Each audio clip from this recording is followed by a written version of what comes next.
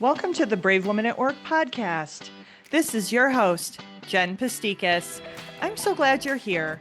With the Brave Women at Work podcast, you'll get the resources and tips along with real-world stories and humor to empower and inspire you to take bolder and braver actions in your career and life. Welcome to the Brave Women at Work podcast. This is your host, Jen Pastikas. I'm so glad you're here. Well, hey everyone, how are you doing out there? Well, I am so excited. I have a repeat guest that I just loved talking to the first time. My guest is Tamsen Webster. And Tamsen was here the last time she wrote her first book, Find Your Red Thread. And today she is here to talk about her newest book, Say What They Can't Unhear, The 9 Principles of Lasting Change. And I'm in a period of change right now. So this was especially interesting to me. And I guess, when everything is smooth sailing and you think that you're enjoying that easy breezy ride for a while. And I know those times. I've had those years where I'm like, wow, it's pretty smooth sailing. And 2025 is, like I said, not one of them for me. I'm in a period of significant change professionally. So I was excited to talk with Tamsen about her book. And so the idea of saying what people cannot unhear, it resonates with me because I want to get my point across strong enough that it gets buy-in and is a good use of my time. Because as I get older, time is like a big deal to me. I don't know. Is it the same thing for you?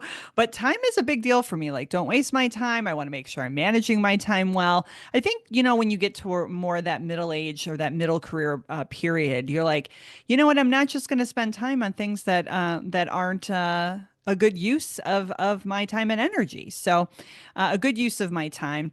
And as a corporate resident intrapreneur, so that's an entrepreneur inside an organization in corporate. And of course, I'm an entrepreneur outside of my corporate work. Idea buy-in and making friends with change management for me, those are critical skills. So during my conversation with Tamsen, we chatted about she has this thing. It's called the ding. So I was like, what is this ding, Tamsen? So we talk about that. The importance of giving our audience a reason to believe. The story and that it being the foundation for understanding. And you might be thinking as I'm saying this stuff, like, how does that apply? Well, it does apply, right? Telling good stories, giving audiences a reason to believe. All of these are necessary career and leadership skills and even personal skills. Tamsen also gives an overview of what a persuasion proverb is and how to use them. Then, what if someone cannot hear our story or refuses to listen? Then what do we do? And we also chatted. We had some fun talking about her doctoral studies at NYU.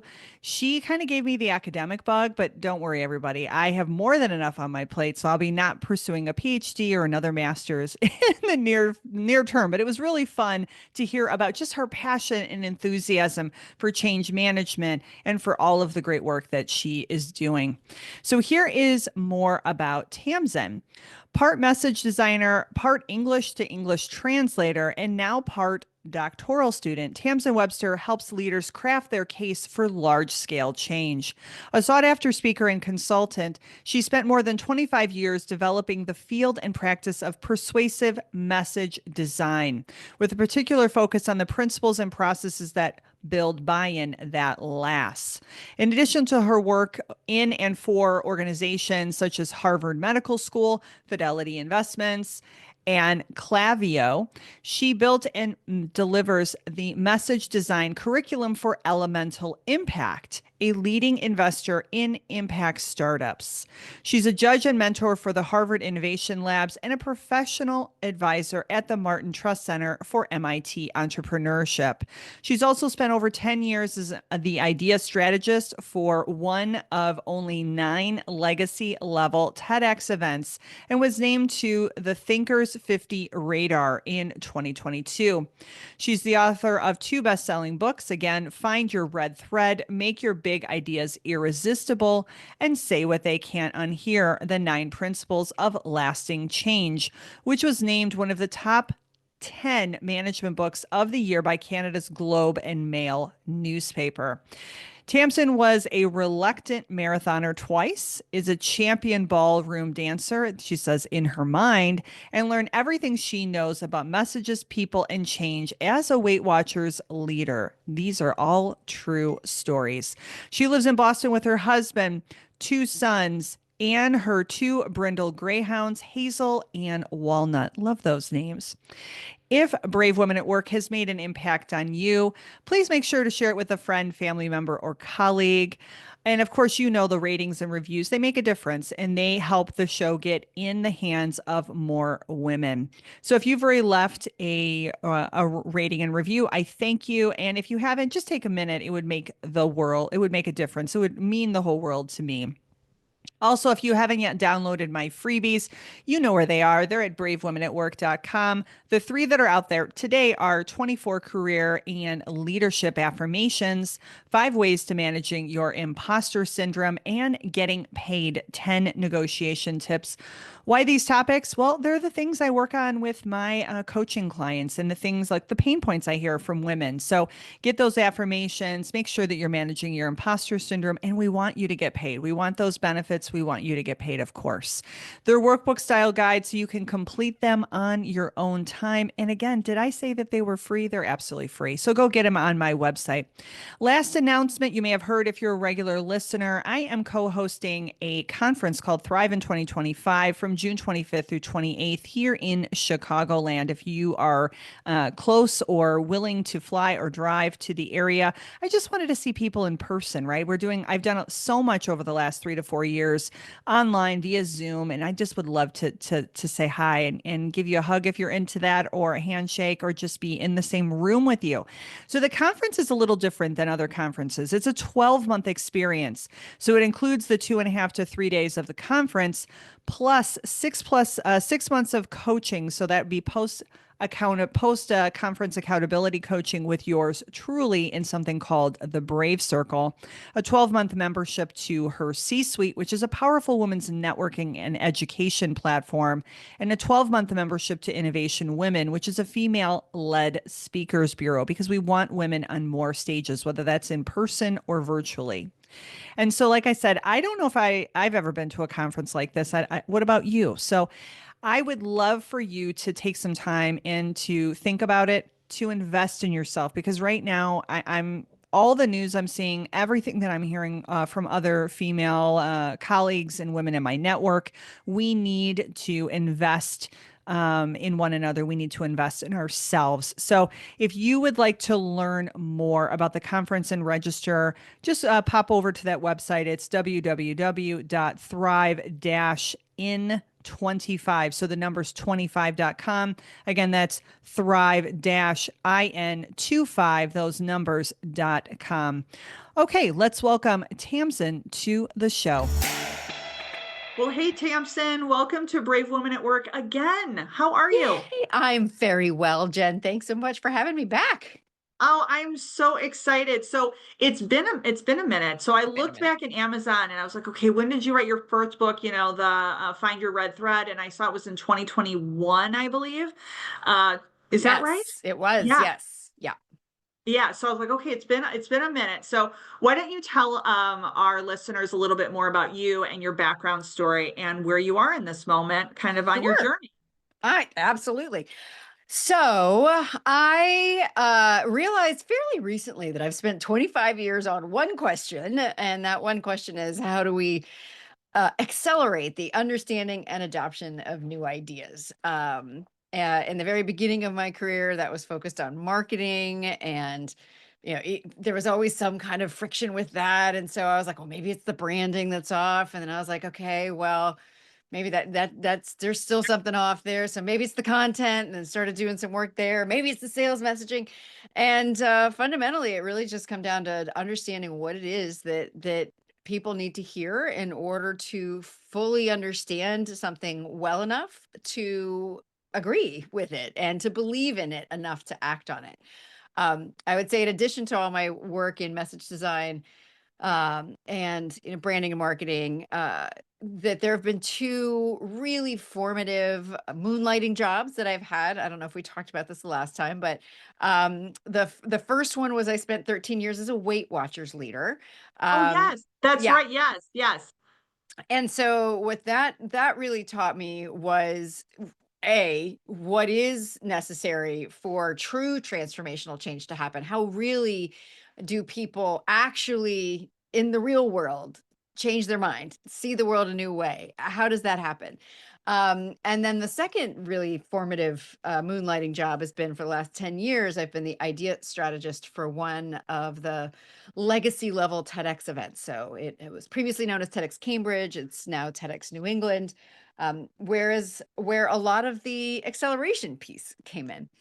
And so what I started to find out, so when we talked 3 or 4 years ago, Find Your Red Thread was really part of that process because from the understanding standpoint, nothing works faster for transferring information into our brains than story and story structure. So Red Thread was about that, and was about my model for that I found to be more flexible than some other models that are, like the hero's journey or things like that. And then the last couple years, I was saying, okay, yeah, but even if something is beautifully understandable, people don't always go along with it. Like they don't always agree with it. They may react to it. They may have a beautiful emotional connection to it and still not do anything.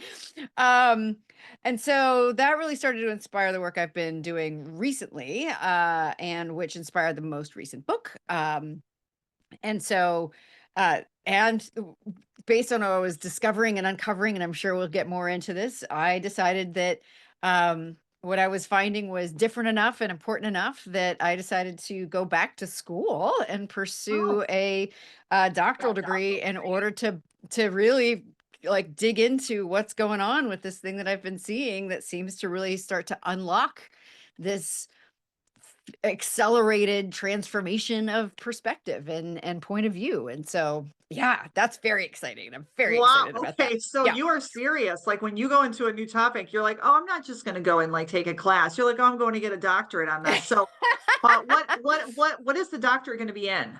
So it is in adult learning and leadership.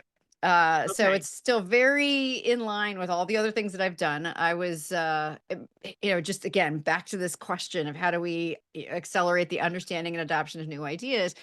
And for all the years that I'd spent in marketing and managerial communications and organizational communications, what is stunning to me, and even more stunning the more that I study it, is how little we understand about how adults actually come to understand new information. But if you think about any change initiative, any novel idea, any new idea that requires some level of learning on the part of the person that you're talking to, not like a teachy education kind of thing or like going to school, but we have to find a way to connect something completely new to something that they know and understand already. And increasingly, as I'm finding when it comes to transformational change, we actually need to align it with things that they already agree to be true as well. So it's been really interesting, and I am having a ball. Thankfully, it's a program designed for those of us that are still full-time professionals. It is the great joy of my life right now, aside from husband, children, and dogs. Okay, so yeah, you're busy. So when are you going to get the PhD? When is that whole program set to end? Yeah, so it's an educational doctorate, so I like to be straightforward about that. I mean it's still a doctorate. It's just more of a practical degree and less meaning it's more designed to be usable out in the world. Not that Yes. PhDs aren't, but I don't intend to go. I love doing message design work, so I don't intend to go to academia and stay in academia. Coursework should be, all things being equal, I'll finish my coursework at the end of next summer, not this coming summer.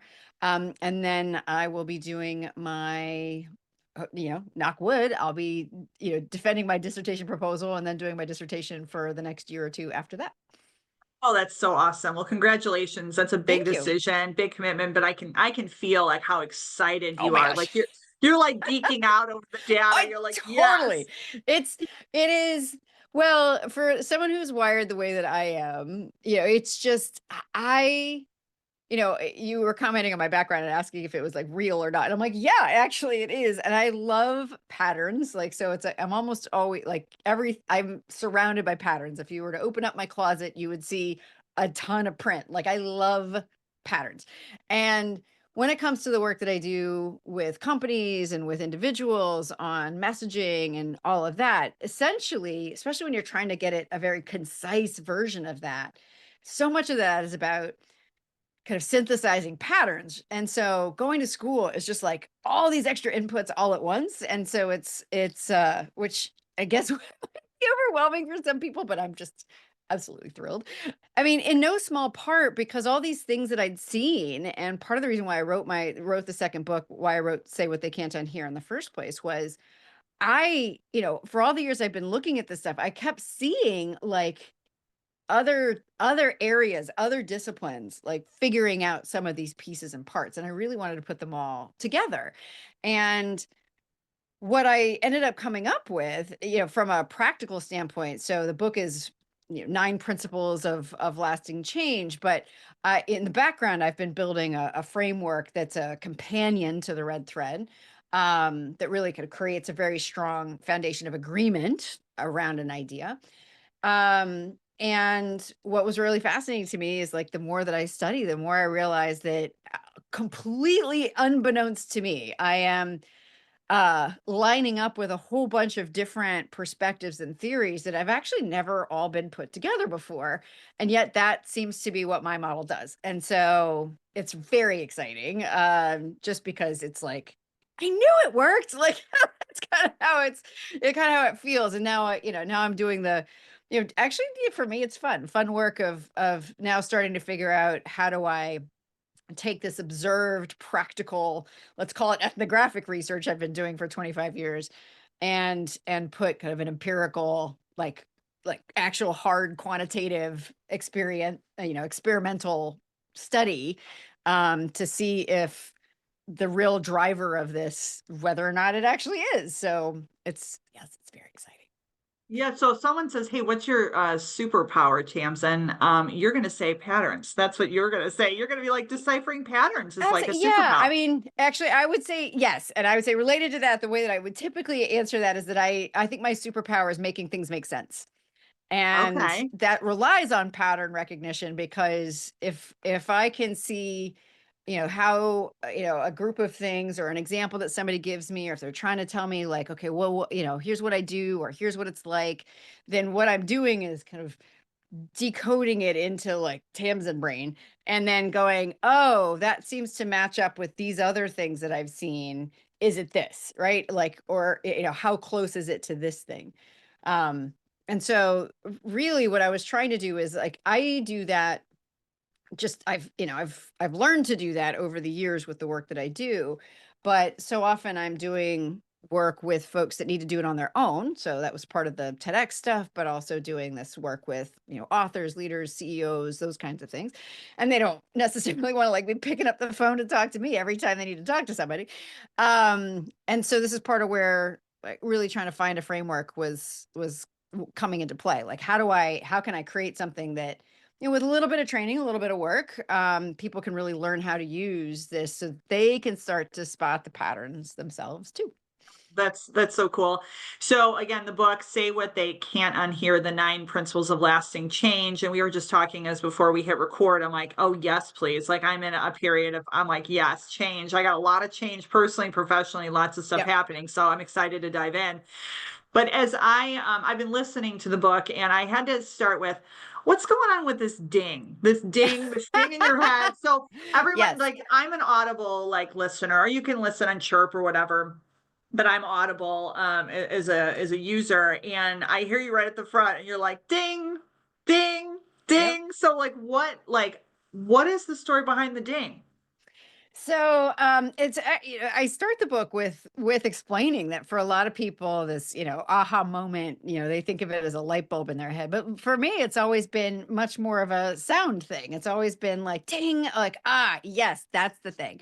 um And, I tie it together in the book with still one of my favorite experiments from physics of all things, that I remember when I first saw it, I was like, that, and it was literally a ding, and I'll explain that to your listeners in just a minute. But like when I saw it was literally a ding, and it created one of those moments in my head. And so the reason why it was a ding, it was because it was an experiment. It was demonstrating something with two tuning forks, which if you hit them, they go ding, and they go ding in a certain, and as a certain note. Yeah. But what this video was showing was something called sympathetic resonance. And what happens is if you have two tuning forks that are tuned to the same note, and you hit one of them, and then you stop that same one, even if you've never touched the second tuning fork, it will ring the same tone as the first one.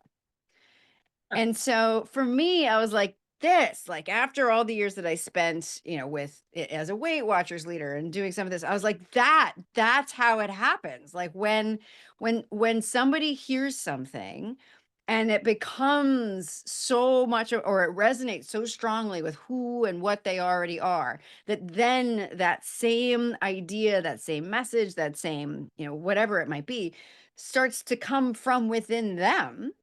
Like that's when it's happened. And really significantly, it hasn't happened by any method of force or physical, coercion or manipulation. It was literally just, I heard a thing, and all of a sudden, like there was that ding moment, as I refer to him in the book, where you can't unhear it, or you can't unread it, or you can't unsee it. And after that moment, you just everything changes. The whole perspective on everything changes. And it was that, literally that phenomenon, which is what I wanted to really get at the heart of, and what now I'm studying at Columbia, is just how do we create that ding moment, that thing that not only someone can't unhear, but it actually corrupts or creates or even crystallizes some aspect of how they see the world in such a way that the whole perspective shifts, and it shifts in a way that lasts.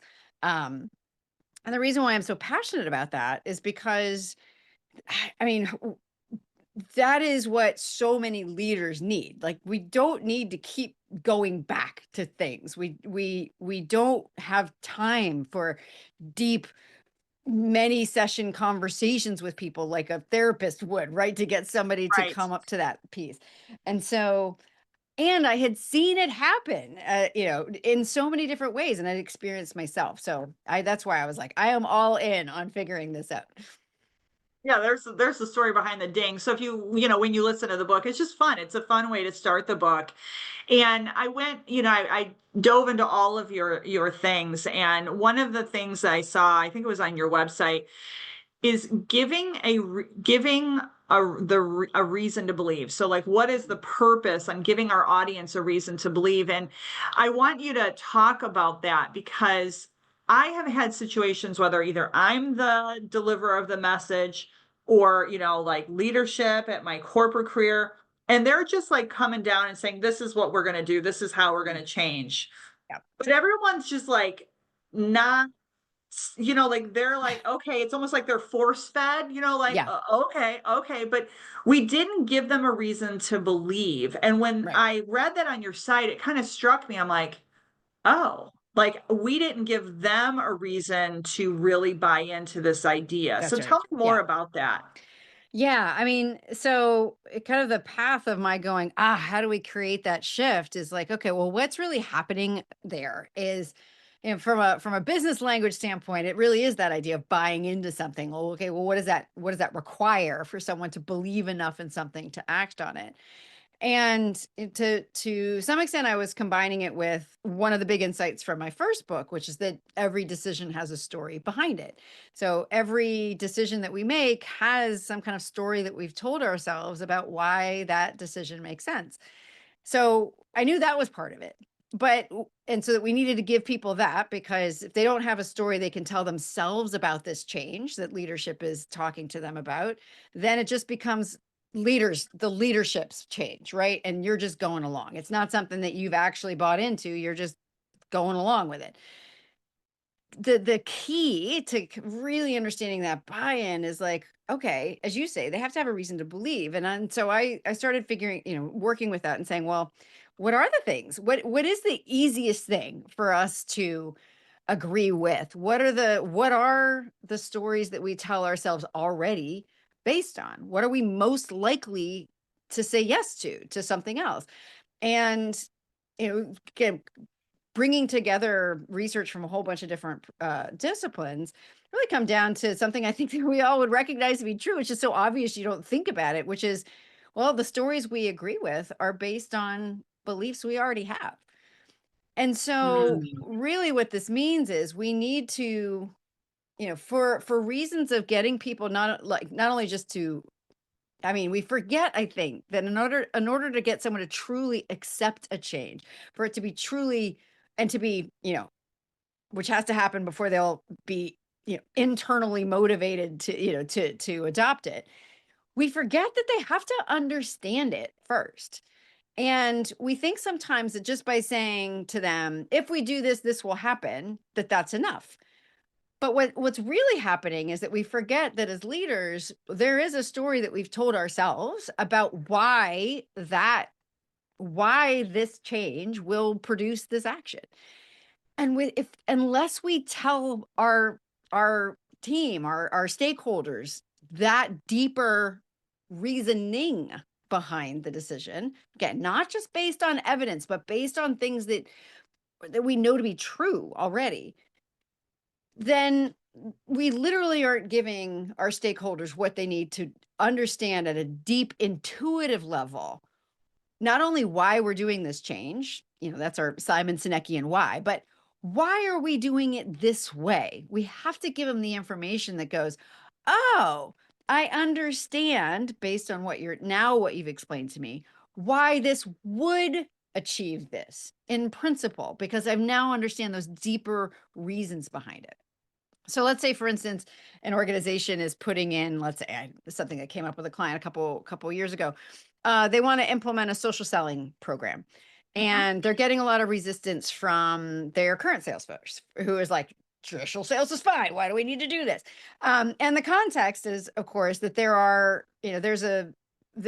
is a whole band of demographics that this company wasn't reaching, and that company, that band of demographics was not comfortable with some traditional sales techniques. And so, okay, well, how do you do that? We could just say, we are implementing the social selling program so that we can be more successful. Now, some people may intuit why that would happen, but Mm. most people go, like, again, if they're a traditional salesperson, they may go, this is just a fad. We don't need this. Why do we need this? We're doing fine. This is going to cut into my compensation. This is going to cut into my commission. Why would I do this? And they're just going to reject it because it doesn't make sense. They don't have the information for why this actually aligns with something that they want. So the whole approach is basically saying, remember, we're building a story. We're actually building an argument based on elements the audience has already bought into, which means the first thing we really need to establish is, what will this change do? What will it deliver that our stakeholders already want? So for instance, and sometimes at leadership level version of that is going to look a lot different than somebody 3-4 levels down in the organization. So if we're talking about a salesperson, we can pretty much guarantee that they're going to want to, like, make more money faster, right? We can say, all right, we're going to implement, and you can even start the same way. We're going to implement the social selling program so that you, salesperson, can make more money faster. Here's why. Now, instead of saying social selling programs have this kind of, this kind of return, which is data, which Salespeople don't care. They just want the money in pocket. well, and but the thing is if they've already rejected, if they already, like, have bad experience with a social selling program, or their buddy on the golf course, like, is like, oh my gosh, we did this thing, it's terrible, then it doesn't matter how much data you give them, because it didn't pass that intuitive gut check about why this would make sense. So the first thing we want to do is say, hey, like, we're all trying to make more money faster here, right? Great. Okay. So we wanted to go look for things to do that. Now, here are things that we believe as leaders, that you all are great salespeople. And we also believe that great sales techniques work no matter where they happen, right? Like good sales is good sales, whether you're face to face or over the phone or asynchronous or synchronous or whatever, that the basic principles still apply about what's necessary for someone to know, like, and trust somebody else and want to do that relation. Got it? Great. Okay. So that's good to know. We need something that allows us to continue to do this. The second thing is, right, okay, great, but I think we would also agree that in order to make more money faster, the more people we have access to, the more money we can make. And it's hard to deny right now that there's this whole band of people that we're not reaching and we're not where they are, but you know where they are? Online. So that's why we want, because, right, sales techniques work wherever they are. And because the more people we can access, the more people we have potentially to sell to. That's why we feel confident that by putting this social selling program in place, you're going to take your amazing skills that you already have and now be able to interact with a whole different population of people than you had before. So let's talk about how that's going to work. Okay, so there's I heard very clear, and I think this goes like where you started with find your red thread, that story, right? And Yeah. now we're getting into change, right? And change management, where I even heard you made your first point in that story, right? Or that argument that you Yep. said, and you get buy-in, and then go, okay, well then so that for the next point we're getting buy-in, and then like the next point and the conclusion, it's almost like a math problem in the story, That's and right. then like, hey, how Yeah, do we move forward? Is that that's right. correct? That's correct. Yeah. So it's, I mean, in a way, it's, early days with my background in marketing. Seth Godin, of course, is like a big name in marketing, and he coined the term permission marketing. And I would say that inspired by that in part, this is essentially permission persuasion, because you are, it's going from that idea of like, if they don't agree with each of the parts, they're not ever going to fully agree with the whole. So we need to kind of check and get agreement at each of those stages. Now, when we have the opportunity to have a conversation, we absolutely are stopping and checking for that agreement. But if we are just presenting it, right, we still have that opportunity to say, hey, like, even by just saying, we believe that the more people we have to sell to, the more money we can have. And maybe we're not reaching them all right now, but we also believe, right, that great sales techniques work wherever they are. And that's why when we're starting to figure out how can we access this group of people that we're not meeting right now, and we're trying to figure out how to make more money faster, that's why we want to try this program, right? And so again, even just creating that kind of initial case, I call it a core case for the change, helps people understand, again, the reasoning behind it, not just the reasons for it, but the reasoning. And if that reasoning is based on things that somebody already agrees with or agrees to be true, then yeah, it's a lot. It frankly is a logic problem, but it's the logic of belief, right? Because we're taking things that they believe and we're putting them together and saying, ah, yes. Now the trick is you have to believe it too, right? You're not just like kind of crafting Oh, whatever's going to be yeah. the right thing. You really Yeah. are Yeah. explaining your rationale. But I think that, again, based on all the time that I've spent in the C-suite and with leaders and at all various stages of communications, and this is particularly true for salespeople, I'd rather know where the no is right up front. And I'd rather know it really quick, right? Because let's say you've got salespeople that somehow don't want to make more money faster. I doubt that's the case, right? But they might start to say, okay, well, all right, I agree that sales, can happen, great sales can happen anywhere. But when you're going to hear there is that the objection is not to the fact that it's not to that they're against moving online in any way. The objection is probably, I just don't know what it looks like there. I know how to sell. I just don't know what it looks like there, which means now you've got a better opportunity to really address where the objection is, where the question is, where the discomfort is better by doing that than just kind of like delivering it and people kind of carping in the background, right? And griping. I was trying to Yes. put them together in the background, and trying to figure out, like, later, months and thousands of dollars down the line, why did this change initiative fail? When the reason why it failed is because we didn't actually either have a foundation of agreement, there wasn't a good reason for people to agree with it, or we never made it explicit.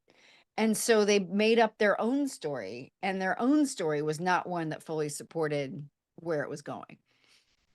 Okay, so I have a situation, and we're talking about salespeople. Let's use that as an example. Yeah. I think you made a good argument right, in front of me, live, which is great because so many women listening, people listening, leaders listening are, having to deal with change management, and Yeah. it's really difficult. So you've just educated me. Now, anytime that I'm in the audience receiving, right, like this is how it's going to be, right? I already know there's a fatal flaw because there was no Yes. persuasion, there was no story. It was just like an edict of, you must do this, right? And a lot of people are not bought in. So they've done Right. no touch base with the audience and buying into the change. So there's some Right. great lessons there for Or our, they have, and they're not saying it. And that's the thing. Like, that can yes. be that, and that's just as dangerous, because, like, sometimes they've done the work. And because the reasoning is so obvious to them, they don't think they have to say it out loud. But they do, because nobody sees the world exactly the same way you do. And so we need to make sure that we've got that mutual understanding in order to get that mutual agreement that produces the energy for a change to actually happen. Yes. So let's go back to that same sales folks, Yeah. example. Let's say, 90% of them, they bought into the argument, the story, you've given them a reason to believe. You are going to have some people that are either going to like stonewall you, silent no you, absolutely verbally get like, no, like throw the hands up, walk out the Yeah. room, whatever. Yeah. What do you do with those people? And the reason as I'm like reading through your book, I'm thinking of another book. It's called Energy Bus, and I cannot remember the name of the author, but it's called Energy Bus. And basically, are we all rowing? Are we all on the bus having the same energy? And if not, maybe some of those people have to leave the bus. So Yeah. I don't know if that's the answer where you're like, yeah, they may have to part ways with the company or the project or whatever if you can't get them on board or they don't buy into the story. So what do you do with the naysayers? So, okay. So sometimes naysayers are just naysayers because they don't understand the full reasoning, right? They just haven't heard that story that is strong enough. Again, they just don't see or Mm, hear, why would this make sense? Like, I just don't get it, so therefore I'm against it. And I get this question. I get a relative of this question fairly often, which is like, well, why is it people that resist change? I'm like, they don't. They resist risk. They resist risk that comes from all sorts of different things, and we can't get into everybody's individual psychology, but right. you can start to understand that if somebody doesn't really fully understand why we're doing something and why we're doing it this way, if I don't understand why it makes sense to you, first of all, then there's a lot of risk. And if I have, let's say, some background where maybe I don't know that it does in fact make sense to you, then I've got even more risk.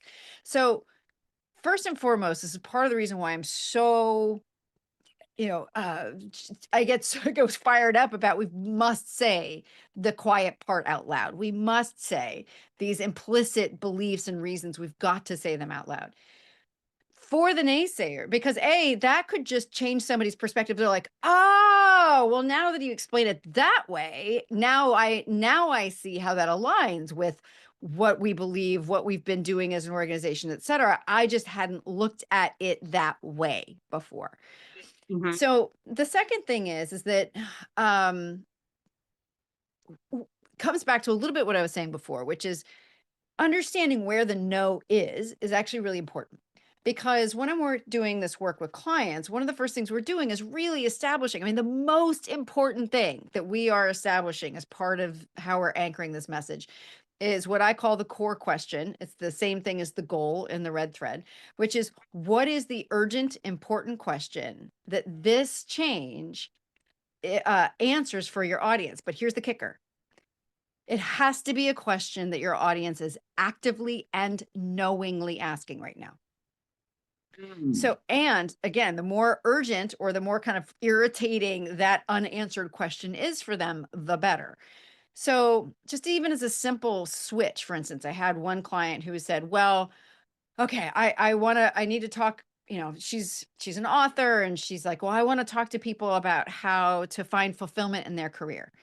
And I said, even a very small shift could make a big difference in people's and how attractive that whatever it is that's coming after that has. And that's, how can I find a career that fulfills me?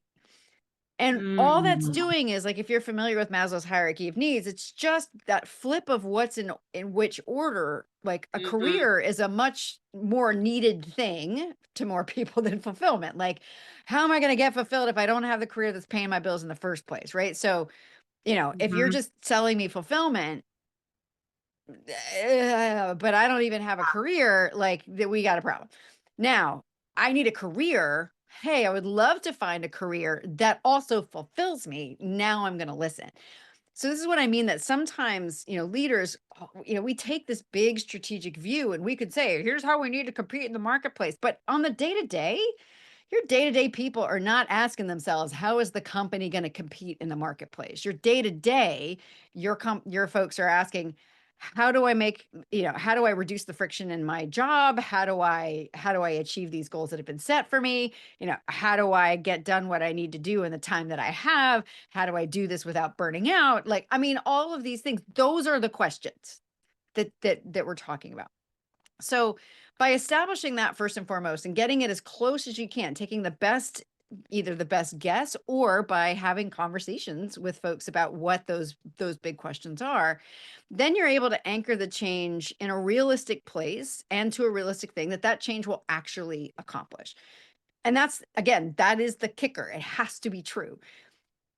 In that case, if someone says, yeah, I'm not interested, then that, like, I'm not interested in this thing that you feel as an organization, as a leader, as a C-suite, that's really critical, that is a good indication that perhaps that's not the best, like, the best fit does not exist between that person and the company.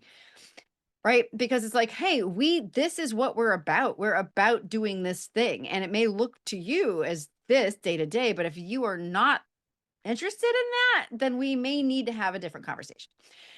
I think that's fair. And one last point, I think, and I've talked about this a long time ago on the podcast, but it bears repeating here, is the idea of creating psychological safety. Yeah. So you have to create a space basically where you feel psychologically safe to say your no, because people in some instances will just be really quiet. And then, like, Tamsen and the crew, and her group keep on plowing through thinking the story's been bought, and it's not been No. bought. So it is really important for people to feel safe enough to actually, like, emote, like, I don't get this, or ask a question, or no, like, this doesn't work for me. So Yeah. that, I think, bears repeating here, because if you don't have that safety, then how can you get people to buy into the change? That's right. And I think a lot of that comes, and this is a really important point that you bring up, Jen. A lot of this comes down to, I don't have it, literally just came into my head. So I have no, like, research to cite or anything like this. And I don't know Amy Edmondson's work deep enough to go, yeah, she talks about this, but so much of in other places, our assignment of trust, right? Which to some extent says that you make me feel safe. Like, I am going to kind of, like, put my trust in you. So even if this is not a safe situation, I feel I can trust you, comes from our perception of two things. And this is from other work. This is Susan Fisk's work and her team at various places that she's been, which is basically comes down to capability and intent. Now, capability is important when we think about change, because a lot of times people are going, this has never worked before. Why would it work again? And so you have to think about that. Or if you're new in a position, then you have to think about, how can you establish, like, where your credibility, your capability for delivering on this actually comes from with that particular person. But the intent piece, Jen, this is critically important. I come from, I want to be super clear about my position on this, which is, you can communicate in a way that's basically meant to just say, these are the consequences of you acting or not acting. In other words, I'm only communicating in what there's a communications theorist that refers to this as strategic action. I'm just trying to get you to do something, or I can be communicating in a way that I'm trying to establish mutual understanding, which means that I need to be open to changing my mind too. And what's really important about this is that those two, they are mutually exclusive. You cannot pretend to be going for mutual understanding when really there's actually no debate open about this at all. Right. So do you see what I mean? Because I think a lot of times Yes. we do that. We're like, well, how do we position this so that people will accept it? I'm like, well, fundamentally, there's just like, there's something that they won't accept, or fundamentally, there's certain people, like it's just not going to be good for everybody. Then you are much better off being upfront about that. Then creating the illusion, which people will Yes. get through very quickly, that you're actually trying to like create understanding, willing to change, willing to find some other opportunity to some other way to justify it, some other alternative. If you find that you may be in agreement on an underlying principle, but you're not in agreement on how to deliver on it, to me, that's actually hopeful, right? Like that's a good thing for you to get to a point where you're like, okay, so we're not against, everybody agrees in principle, not only that we need to accomplish this thing, but we agree on these principles. We just haven't decided yet. We haven't found the right way that makes sense to everybody about like what that looks like in practice. That's a good place to be. But like I said, I think what's really important to understand is that you can't fake mutual understanding. Like you Okay. can't fake that intent. And so if it really is an edict, I mean, there's nicer ways to put out edicts, but it still needs to be like, this is the way it's going to be. But even if you've done this in those cases, when you've done this kind of thinking around it, you're at least better able to be upfront and honest about the decisions involved. Yeah, Yeah. there's so much goodness here, and now I know why. Because I'm like going down the rabbit hole with you. I'm gonna like come to Columbia and hang out with you like in your classes. Oh, it's so good. Yeah, I mean, ultimately, it really does come down to, what are we trying to do this for? And I'm get back to this conversation about patterns we were having earlier. you know so much that we know to be true, that we've experienced to be true, comes down to like know, like, and trusting people, right? And knowing that transactional relationships are not really relationships, right? Like they're a relationship, but they're not the kind of relationship that creates that long-term loyalty, whether we're talking about employee engagement or we're talking about market engagement or customer engagement, et cetera. That only comes from legitimate trust, right? Like that has to come, like long term, that only comes from legitimate trust. And you cannot use a transactional form of communication to build a relational a relational basis, right? Because if you're basically saying, I'm telling you to do this or else, right? Or else we fail, you won't get this, we'll only get the, but you have to do this to get this benefit, to get this carrot, right? If everything really comes down to, I'm just trying to message the carrot and the stick here, that is fundamentally different use of communication than, I really actually want to inspire internally motivated action to do this.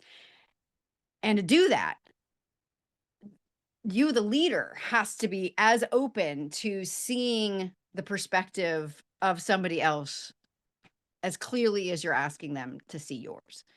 Gosh, that is so, so good. We'll have to talk offline. I've got plenty of examples of this, edicts versus non-edicts, that kind of stuff.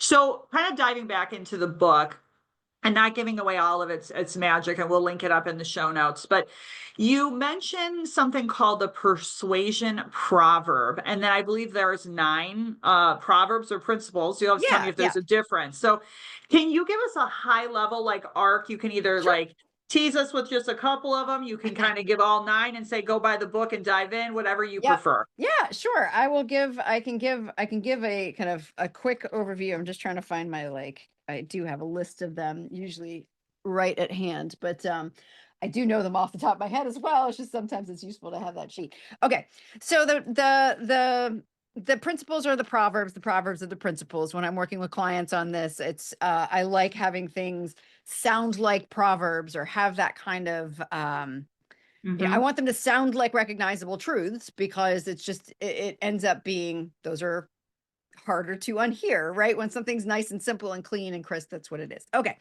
so lightning round. The way this works, so the book opens with principle number one, proverb number one, that change isn't just an action, it's a reaction. And what that's establishing is the fact that there's two interpretations of reaction, both of which are valid here. One is the idea of sustained change has to be an action that is repeated. So reaction. Second, when you are the leader introducing this change, there's this really important understanding that a huge amount of how that change is received has to do with you, the leader. That a lot of what people are reacting to is you, not just the fact of the change, but what they understand about the change. And if it's a new change to them, that's coming from you. So that I started with that one because I want leaders to understand the role they play in the earliest stages with the success of this change. The second thing is something we already talked about. So now that you understand that, okay, what's the most important thing we need to do to get that kind of understanding? And second is that every decision has a story, that every action somebody takes ends an internal argument about why that action makes sense. So if we want to create the conditions for a positive reaction to change, we need to make sure that we are supplying a stronger argument than one that they are telling themselves now. The kicker, it still has to be one that they'd agree with. And that's where the third principle comes in, which is that principles set patterns. And that's another way to say something I said earlier, which is, not only does every decision have a story, but the stories we agree with, the stories we believe in, are based on beliefs we already have. Like they are articulating beliefs that we already have. So at that point, the book really says, okay, these are kind of the most fundamental things that we have to understand about understanding an agreement when it comes to a big change. And then the fourth principle, which is identity is the greatest influencer, starts to help unpack a little bit more about where we often go wrong. So one of the things is people are like, well, how am I supposed to know what all the principles that somebody has in play? What it really comes down to is there is one that you can pretty much rely on, and that is that every human wants to be seen as smart, capable, and good. But understanding that everybody wants to be seen that way, and over time will act in a way that's consistent with their desire to be seen that way. What that really means is that as we're thinking about these arguments and thinking about these principles, we need to banish from our thought this, like, I can't understand why anybody who is smart, who is capable, wouldn't understand this already. No. Like, if they're resistant, it's because there is a very good reason that they, as a smart, capable, good person, are resistant. And it probably isn't just a personal thing. They don't like you, or that they just don't like change. It probably isn't that. It is probably that they feel that there's something else there's something important to them that's at risk as a result of that change. So by making sure and doing your best to understand what are they afraid of losing as a process of this, and to the extent possible, how can you make sure that that is part of the change that you are, that it's maintained in that change, that you can keep that piece that they really value going forward, that's going to help. And it really comes down to this idea of we need to be thinking about other people, not just our stakeholders and our boards or whatever. We need to start from the assumption, what I've seen over and over again is that it's much more successful to start from the assumption that they already are smart, capable, and good. So that when you don't understand why somebody's doing something, you say to yourself, well, why would a smart, capable, and good person do this? Because then you start to that's how you start to flip the perspective around a little bit. And you're like, oh, well, that makes sense. All right, quickly on the others. The deepest beliefs are the hardest to shift. So great. Yeah. Ooh, how do we do that?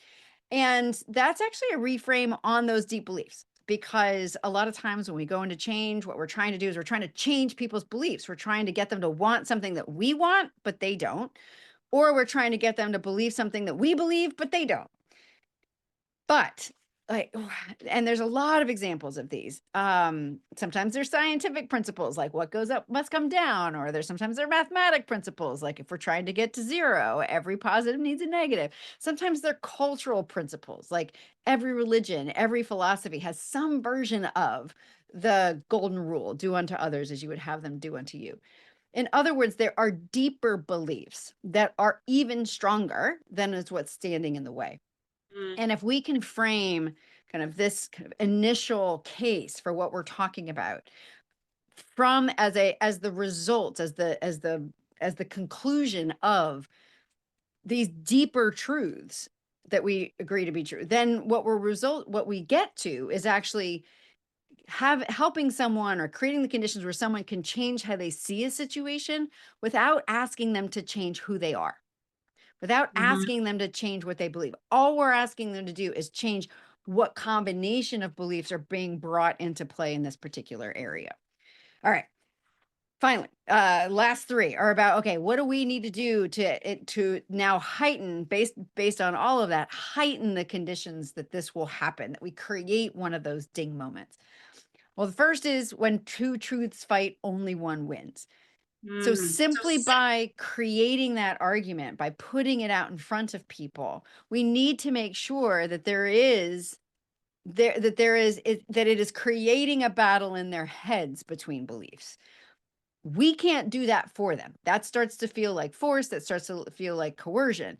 But if, back to what you're pointing out earlier, Jen, if they agree that they want this outcome, if they agree with the things that we've put out there, all logic says then they will agree. And neuroscience, by the way, says that and psychology will agree with what that results in. If that strategy or that approach is different than what they would have normally have done, we have created that battle, because now they have to reconsider something. That means either they could decide that they don't actually want that thing much. Okay, Mm. that's a conversation.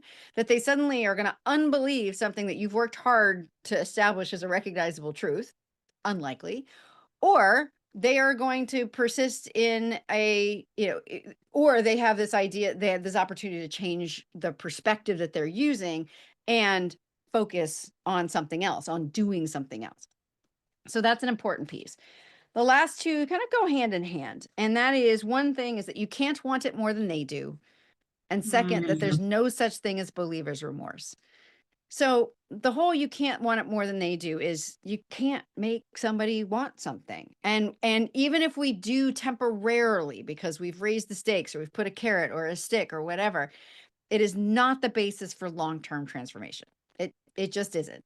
And the more anxious, the more activated, the more falsely urgent that we have made something, the less rational someone can be about that decision. And that may sound good in the moment, but long term, you need that rationality. And that's really where the book ends, is to say, listen, when we've done this correctly, when we've done this well, I should say, not correctly, when we've done this well, when we've created the conditions where someone agrees truly that this is the right thing for them, well, people don't regret the decisions they believe are right. Like, they may regret some of the impacts or some of the things, but again, they won't regret the decision itself. And so fundamentally, this is basically, my manifesto to say there is, in fact, a different way to achieve change. And hopefully this book serves as a starting guide for anyone who is interested in learning how to do that. Oh, that is so good. The one that strikes me as we're kind of wrapping up here is you can't want it more than they do. Mm. Man, where were you a few years ago? Oh, I know. So, Yeah, that's a hard one.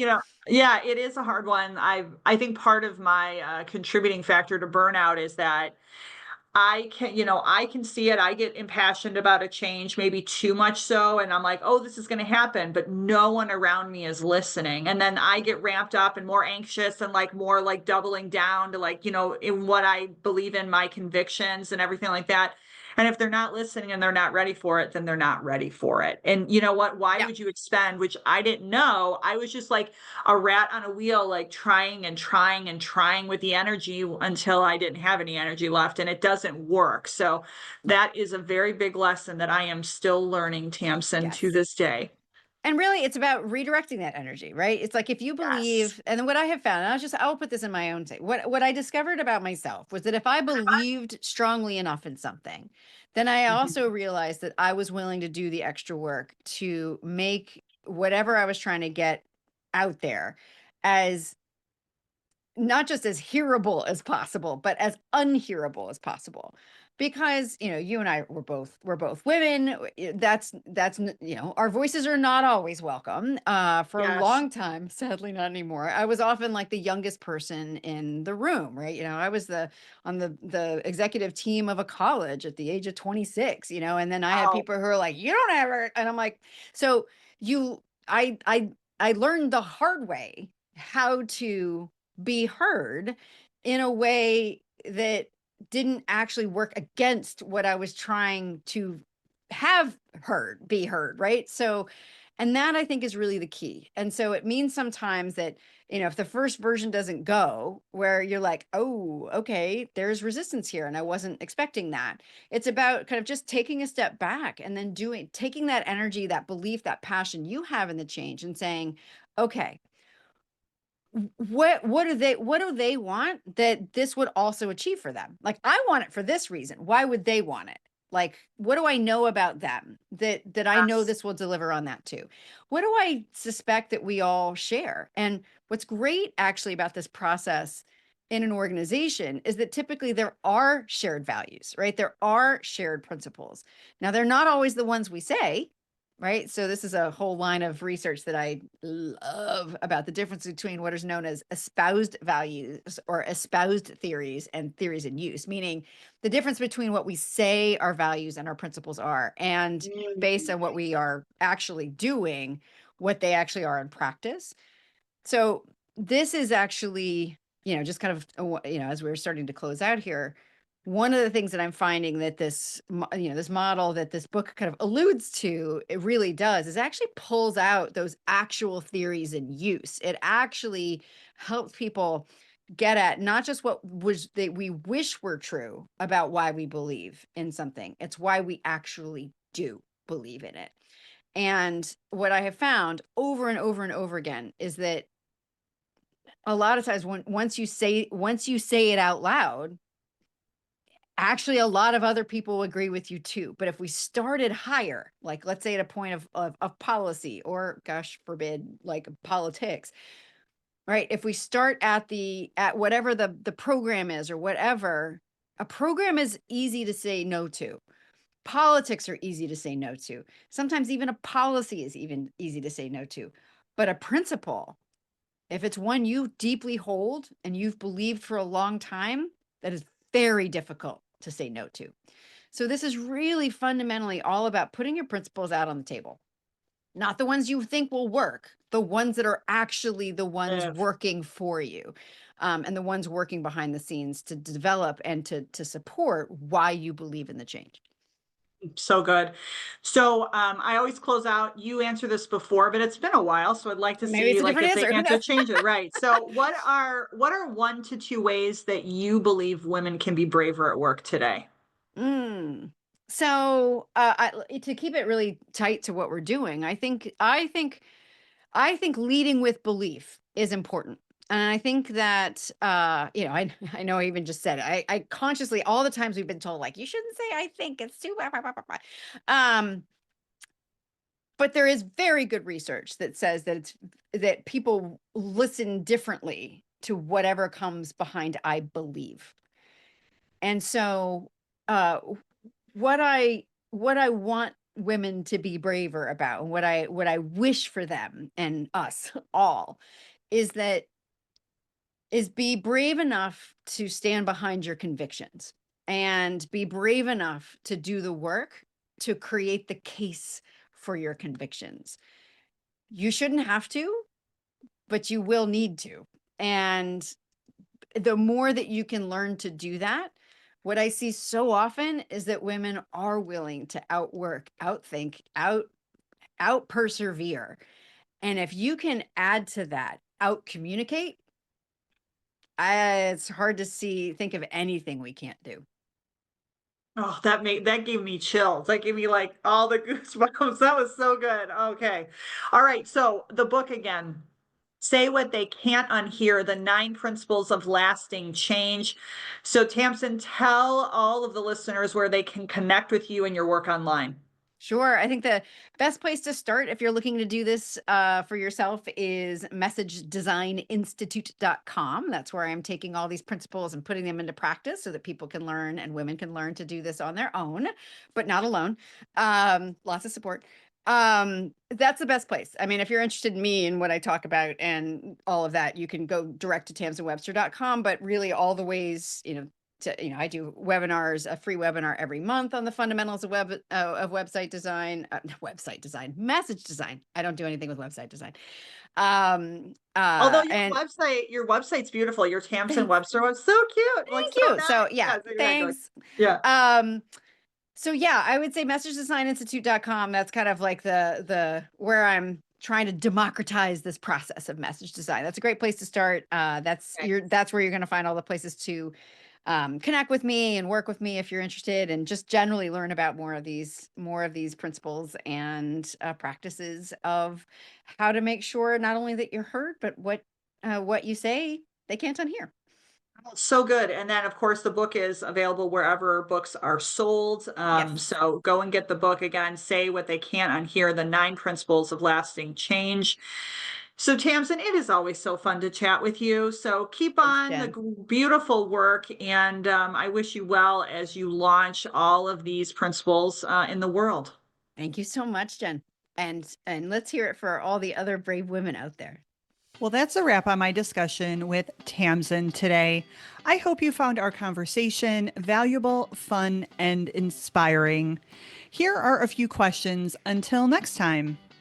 What is your ding? Just like Tamsen said during our conversation, is there something in your body or brain that signals that's it to you? Listen to those signals.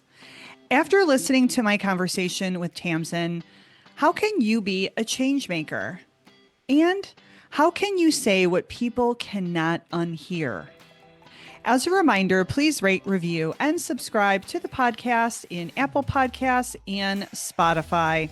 The show is also available on any other podcast platform you enjoy. Until next time, show up, say what they can't unhear, and be brave.